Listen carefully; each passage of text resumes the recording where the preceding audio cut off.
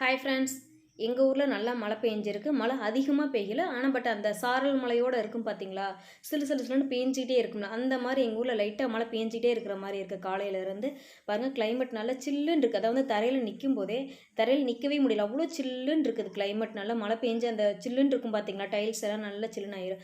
அந்த மாதிரி கிளைமேட் நல்லா சில்லுன்னு இருக்குது. பாருங்கள், ரோடெல்லாம் எவ்வளோ தண்ணி அப்படியே அதிகமாக பெஞ்சிருந்தா கூட தண்ணியெலாம் வெளியே போயிருக்குமோ என்னமோ. கொசு கொசுன்னு பேஞ்சிக்கிட்டே இருக்கவும் எந்தளவுக்கு அப்படியே தண்ணியாக நிற்கிற மாதிரி இருக்குது. இந்த கிளைமேட்டுக்கு நல்லா சுட சுட ஏதாவது சாப்பிட்டா நல்லா இருக்க மாதிரி இருக்கும்ல. நான் ஏதாவது எக்கை வச்சு ஏதாவது ட்ரை பண்ணி சாப்பிட்லான்னு தோணும். இல்லைன்னா ஏதாவது எண்ணெயில் பொரித்து சுட சுட சாப்பிட்டா செமையாக இருக்க மாதிரி இருக்கும். அப்படி இல்லை ஒரு டம்ளர் டீயாவது நல்லா சுட சுட குடிக்கணும், வெளியே நின்றுக்கிட்டு குடிக்கணும். அப்போ தான் நல்லா இருக்க மாதிரி இருக்கும். ஸோ டக்குன்னு என்ன பார்த்தேன், வீட்டில் எந்த ஒரு இதுவுமே இல்லை, எண்ணெயில் பொரித்து சாப்பிட்றதுக்குமே டக்குன்னு பார்த்தா பஜ்ஜி மாவு போண்டா மாவு எதையுமே நான் வாங்கி வைக்கவே இல்லை.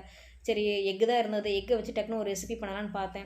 சிம்பிளாக ஒரு கலக்கி, அதாவது நம்ம வெங்காயம் பச்சை மிளகாய் இதெல்லாம் போட்டு பண்ணுற கலக்கி ஒரு மெத்தடாக இருந்தாலும், இதெல்லாம் எதுவுமே போடாமல் ரொம்ப சிம்பிளாக ஒரு கலக்கி ட்ரை பண்ணலாம் அப்படின்னு சொல்லி தோணுச்சு. அதாவது நம்ம எப்பயுமே ஆஃப் ஆயில் போடுவோம் பார்த்தீங்களா, வெறும் மிளகுத்தூள் உப்பெல்லாம் போட்டு, அந்த மாதிரி ஒரு முட்டைக்கு கொஞ்சமாக மிளகுத்தூளும் உப்பும் போட்டு நல்லா ஸ்பூனில் இது கூட நல்லா அடித்து விட்டுக்கலாம். அதாவது பார்த்திங்க அப்படின்னா மஞ்சள் கருவும் வெள்ளைக்கருவும் நல்லா மிக்ஸ் ஆகிற அளவுக்கு பார்த்திங்கன்னா நல்லா உடஞ்சி மிக்ஸ் ஆகிற அளவுக்கு நல்லா கலந்து விட்டுக்கலாம்.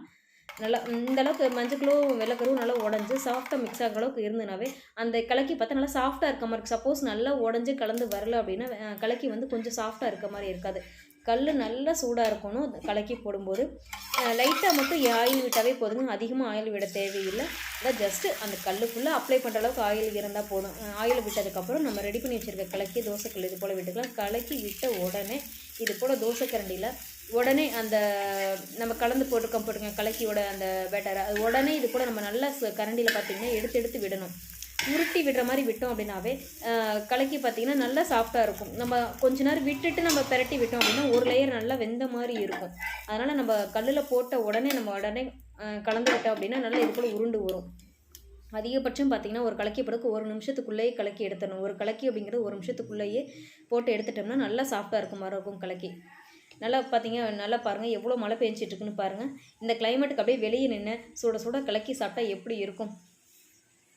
கிளைமேட் ஃபஸ்ட்டே சேஞ்ச் ஆகிற மாதிரி எனக்கு ஃபீலாக இருந்ததுன்னா ஏதாவது கடையில் வாங்கி கொண்டு வச்சுருந்துருக்கலாம். ஏதாவது எண்ணெயில் பொரிச்சு சாப்பிட்ற மாதிரி வாங்கி கொண்டு வச்சுருந்தோம்னா கண்டிப்பாக ஏதாவது நான் டிஃப்ரெண்ட்டாக ட்ரை பண்ணி சாப்பிட்ருப்பேன். சரி, எதுவுமே இந்த டைம் போய் நானும் வாங்கவும் இல்லை. அதனால் வீட்டில் எக் தான் இருந்தது. சரி, டக்குன்னு எக்கை வச்சு ஒரு கலக்கி போட்டு சாப்பிட்டாலும் அதுவும் நான் உள்ளே கூட உட்காந்து சாப்பிட, வெளியே நின்று சாப்பிட்டா அந்த கிளைமேட்டுக்கு ரெஸ்டிலே சாப்பிட்றதுக்குன்னு நல்லா இருக்க மாதிரி இருக்கும். அதனால தான் சரி அப்படியே வெளியே நின்றுக்கிட்டே லைட்டாக சாரல் மலையோடு வெளியே நின்று சாப்பிடும்போது அந்த சில்லுன்னு கிளைமேட்டுக்கு கலக்கி நல்லா சுட சுட எடுத்து வாயில் போடும்போது சான்ஸே இல்லை, அவ்வளோ டேஸ்ட்டாக இருக்குது.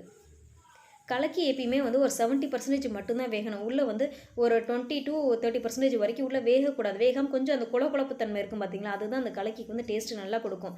நல்லா சில்லுன்னு கிளைமேட்டுக்கு நல்லா சுட சுட ஆவி பறக்க இது மாதிரி கலக்கி வச்சு சாப்பிட்டப்ப சான்ஸே இல்லை, அப்படியே அட்டகாசமாக இருக்குது. டீ காஃபி குடிச்சிட்டு நம்ம இதை சாப்பிட்டா அது ஒரு டேஸ்ட்டாக இருக்கும். இதை சாப்பிட்டுட்டு அதுக்கப்புறம் நம்ம கொஞ்ச நேரம் ஒரு 10 நிமிஷம் கழிச்சு நம்ம டீயோ காஃபியோ வச்சு சாப்பிட்டோம்னா அது ஒரு மாதிரி டேஸ்ட்டாக கொடுக்குற மாதிரி இருக்கும்.